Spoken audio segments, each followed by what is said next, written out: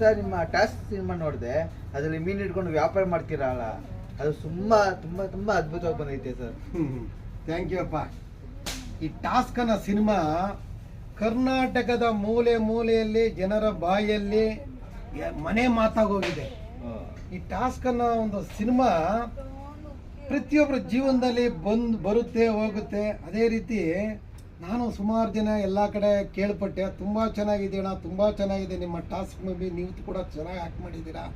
ಮತ್ತು ಈ ವಾರ ತೆರೆ ಕಂಡಂಥ 6 ಚಿತ್ರಗಳ ಪೈಕಿ ಟಾಸ್ಕ್ ಸಿನಿಮಾ ಬೆಸ್ಟ್ ಮೂವಿ ಅಂತ ಎಲ್ಲರೂ ಕೂಡ ಬಸ್ ಸ್ಟ್ಯಾಂಡು, ರೈಲ್ವೆ ಸ್ಟೇಷನ್ನು ಮತ್ತು ಅನೇಕ ಚಿತ್ರೀಕರಣದಲ್ಲಿ ನಾನು ಪಾಲ್ಗೊಂಡಿದ್ದೆ. ಅಲ್ಲೂ ಕೂಡ ತುಂಬ ಚೆನ್ನಾಗಿ ಮಾಡಿದ್ರ ನೀವು ಆ್ಯಕ್ಟಿಂಗ್ ಅಂತ.